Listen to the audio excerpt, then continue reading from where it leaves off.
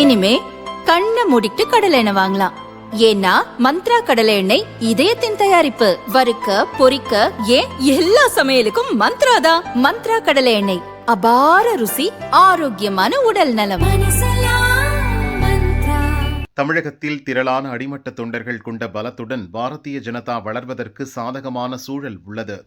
அதற்கு செய்ய வேண்டியவை குறித்து இரண்டாம் கட்ட தலைவர்களின் கருத்துக்களை தேசிய தலைமை கேட்க வேண்டும் என மேலிட பொறுப்பாளர்கள் வலியுறுத்தியுள்ளனர்.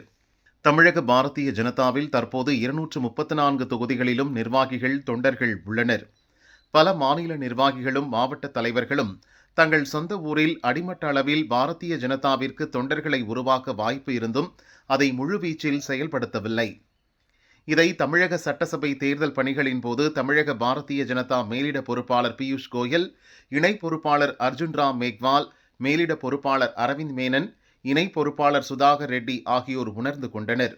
அவர்களில் ஒருவர் தமிழகத்தில் பாரதிய ஜனதா அழுத்தமாக வேரூன்றி வளர்வதற்கு எடுக்க வேண்டிய நடவடிக்கை குறித்து மேலிடத்திற்கு அறிக்கையாக கொடுத்துள்ளார்.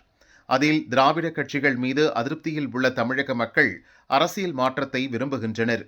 இதை பயன்படுத்தி தமிழகத்தில் பாரதிய ஜனதாவை அடிமட்டத்திலிருந்து வலுவாக வளர்த்தெடுக்கலாம். ஆனால் பாரதிய ஜனதா நிர்வாகிகள் தங்களுக்கு தெரிந்த நபர்களை கூட கட்சியில் உறுப்பினராக சேர்க்க ஆர்வம் காட்டாமல் உள்ளனர். தமிழக பாரதிய ஜனதா முக்கிய நிர்வாகிகளுக்கு தங்கள் பகுதியில் உள்ள கட்சியினர் யார் என்பது கூட தெரியவில்லை. தேர்தல் பிரச்சாரத்தின் போது இதை கண்கூடாக கண்டோம்.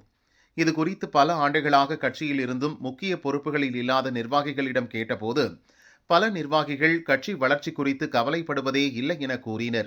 கட்சி வளர்வதற்கு செய்ய வேண்டியவை குறித்து விரிவாக பேசுகின்றனர். அவை அனைத்தும் ஏற்கும் வகையில்தான் உள்ளன.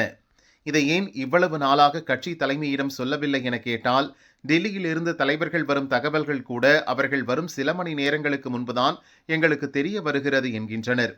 இந்த விவரங்கள் அனைத்தையும் பாரதிய ஜனதா தலைமையிடம் பொறுப்பாளர்கள் தெரிவித்துள்ளனர். இனி மத்திய அமைச்சர் அமித்ஷா, தேசிய தலைவர் நிதின் நவீன் உள்ளிட்ட முக்கிய தலைவர்கள் தமிழகத்துக்கு வந்து இரண்டாம் கட்ட தலைவர்கள், கட்சியின் அணிகள் மற்றும் பிரிவு நிர்வாகிகளை சந்திக்க வேண்டும். கட்சி வளர்ச்சி தொடர்பான கருத்துக்களை முழுமையாக அவர்களிடம் கேட்க வேண்டும். அப்போதுதான் கட்சி தமிழகத்தில் வளரும் என அவர்கள் கூறியுள்ளனர்.